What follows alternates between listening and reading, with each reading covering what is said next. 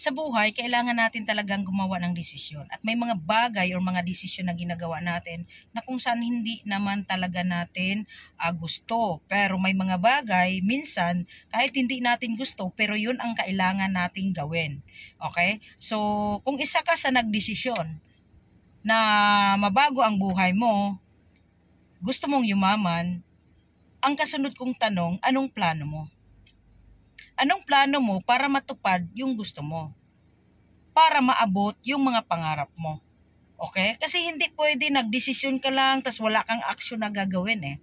No, doon sa plano, susunod yung action. Dapat may action kang gagawin. At yung action na yun, kasama yung commitment eh. Hindi pwede na nagdesisyon ka, pero wala kang plano at wala ka ring action. Dapat mayroon kang action na gagawin.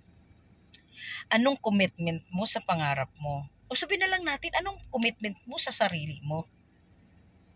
Kagaya ba kita na sinasabi na kahit anong mangyari, aasenso ako, kahit anong mangyari, magbabago ang buhay ko.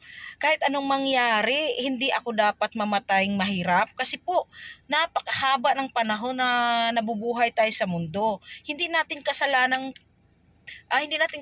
na pinanganak na mahirap.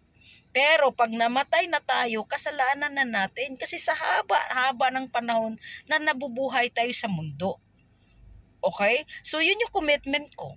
Hindi ako papayag na hindi ako asenso. Hindi ako papayag na hindi ako yayaman. So commitment of action. Okay? Dapat mayroon kang commitment of action. Hindi lang puro salita, hindi lang puro isip, hindi lang puro plano, pero wala ka namang ginawa, hindi ka kumilos. Hindi pwede ganon. Okay? So, commitment of action, kailangan mo siyang gawin. Kailangan mong gumalaw. So, kung nangarap kang yumaman, patulog-tulog ka lang naman, walang mangyari. Nangarap kang yumaman, ang tamad-tamad mong mag-aral, ang tamad mong makati ng seminars tungkol sa pagyaman, ang tamad-tamad mong manood ng video para matuto ka sa mga taong naging successful.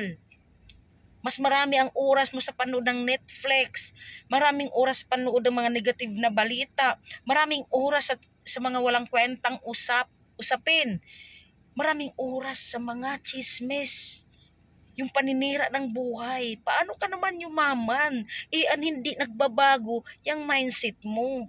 At ang pagbabago ng buhay ay hindi swertihan, kundi ito ay nagsisimula kung ano po ang laman ng utak or isipan mo. Yung proper mindset kumbaga. Kaya kung ikaw nangarap yumaman, baguhin mo yung mindset mo.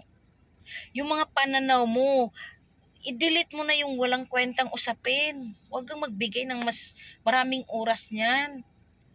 Kailangan mayroon kang yung patience, no? Na mag-attend ng seminar. Hindi ka dapat mainip.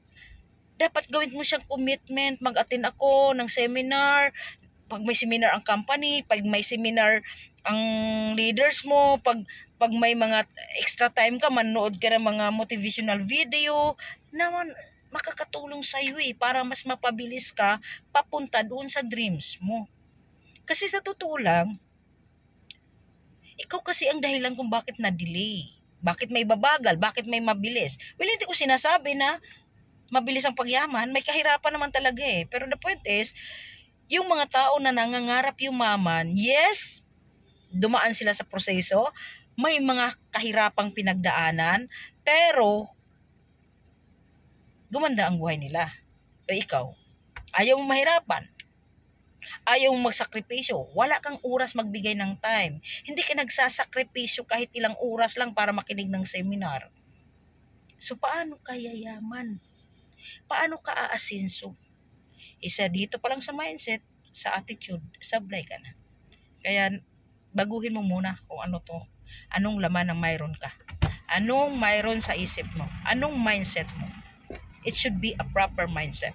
Pag may proper mindset ka na, susunod na yung proper or right attitude. At susunod na rin yun, maging committed ka na sa action, commitment of action. Gagalaw ka na dahil natama na to, natama na rin yung attitude mo. So, gagalaw ka na rin ng tama. Okay?